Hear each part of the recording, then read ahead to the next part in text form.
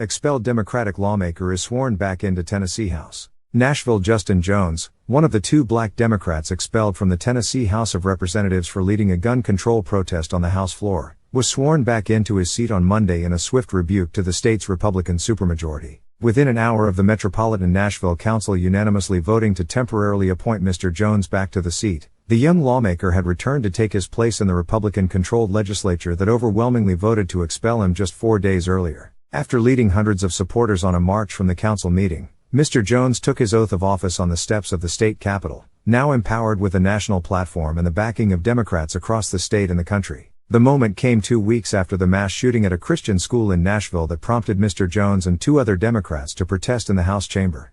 No expulsion, no attempt to silence us will stop us, but it will only galvanize and strengthen our movement, Mr. Jones said in his first formal remarks.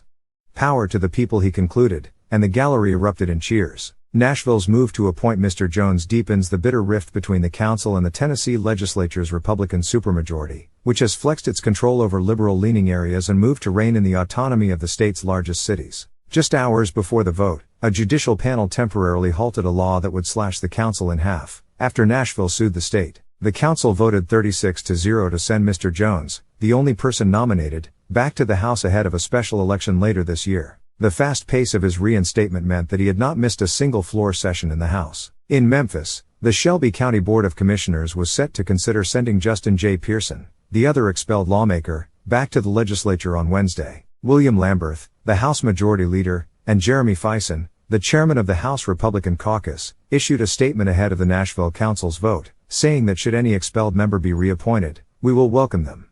Like everyone else, they are expected to follow the rules of the House as well as state law, the two men said. Mr. Jones and Mr. Pearson will also have the opportunity to run again for their respective seats in the coming months, and both have said that they will do so.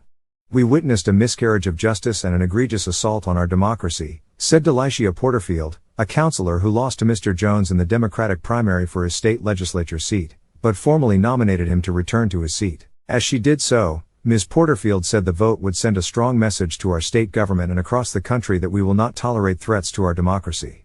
The Republican-controlled legislature had taken the rare step of moving to expel Mr. Jones, Mr. Pearson and a third lawmaker, Representative Gloria Johnson, on Thursday, a week after they had marched to the front of the House chamber and interrupted a legislative session by leading protesters in calls for action on gun violence. While it was only the third time since the Civil War era that an expulsion had been carried out, Republicans argued that the breach of House decorum warranted such a step. President Biden and other high-ranking national officials had voiced their anger at what they viewed as an overly punitive and undemocratic action against two of the chamber's youngest black lawmakers. Ms. Johnson, a Knoxville Democrat who narrowly avoided expulsion by one vote, said that she believed race was a factor in the decision to keep her in the body. Republicans have denied that characterization. They thought that if they could kick out Representative Justin Jones that he would never again be Representative Justin Jones, Mr. Pearson told the crowd outside the Capitol. They were wrong. With his fist held high, Mr. Jones was escorted back into the legislature by Ms. Johnson shortly after being sworn in. Mr. Pearson watched overhead from the balcony, as their supporters chanted "Welcome home." Lawyers for Mr. Jones and Mr. Pearson, a group that includes Eric H. Holder Jr., the former U.S. Attorney General, also warned the legislature on Monday against any further action against them or their districts.